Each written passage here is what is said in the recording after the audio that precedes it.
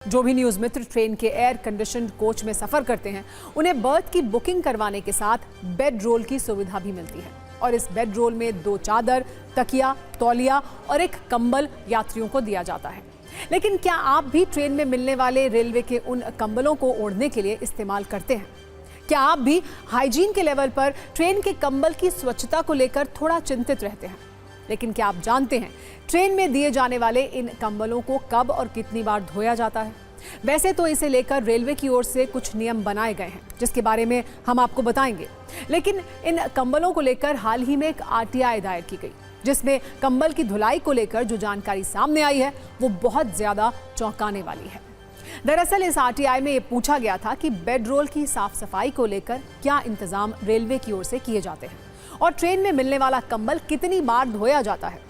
लेकिन दावा है कि इस सवाल के जवाब में रेलवे की ओर से बताया गया है कि वैसे तो कंबल की धुलाई महीने में 1 बार की जाती है और 30 दिन में 1 बार कंबल को धो दिया जाता है। साथ ही ये भी कहा गया कि अगर कंबल में दुर्गंध आ रही हो या उस पर कुछ गिर गया हो तो उसे तुरंत लॉन्ड्री में भेज दिया जाता है।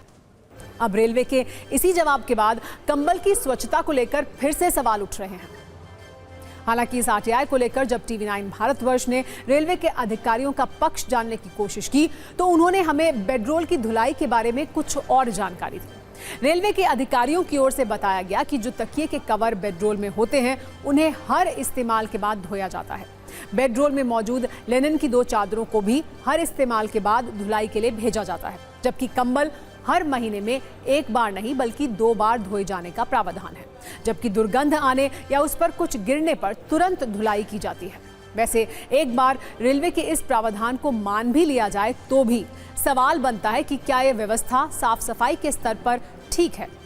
आप खुद सोचिए, रेलवे में मिलने वाले कंबल का इस्तेमाल 30 दिन में 30 अलग अलग लोग करते हैं, लेकिन जब धुलाई की बात आती है तो उसे सिर्फ 2 बार धोया जाता है। इससे आप कंबल की स्वच्छता का स्तर समझ सकते हैं। हालांकि इसके पीछे एक तर्क ये भी दिया जाता है कि एक कंबल को कम समय के अंतराल में या 7 से 8 बार साफ करने से उसकी गर्माहट में कमी आने लगती है। इसके अलावा रेलवे के नियमों के अनुसार यात्रियों के लिए ऊनी कंबल की सप्लाई होती है जो वजनी तो होता ही है, उसका मेंटेनेंस भी आसान नहीं होता। लेकिन फिर भी ट्रेन में मिलने वाले इन कंबल की स्वच्छता को लेकर एक प्रश्न चिन्ह जरूर है और अब एक आरटीआई के जरिए उस पर और ज्यादा सवाल उठे हैं। हम आपको एक रील भी दिखाते हैं जिससे आपको ये समझ में आएगा कि कैसे ये सेहत के लिए हानिकारक हो सकता है और इससे आप कैसे बच सकते हैं। लोगों ने रेलवेज में ट्रैवल किया और उसके बाद उन्हें एलर्जी हुई है या इन्फेक्शंस हुई हैं। इन्फेक्शंस बहुत कॉमन होती हैं, वायरल इन्फेक्शन, वायरल वॉट होता है, स्केबीज होता है, एलर्जीज का होना है, चिकन पॉक्स हो गया।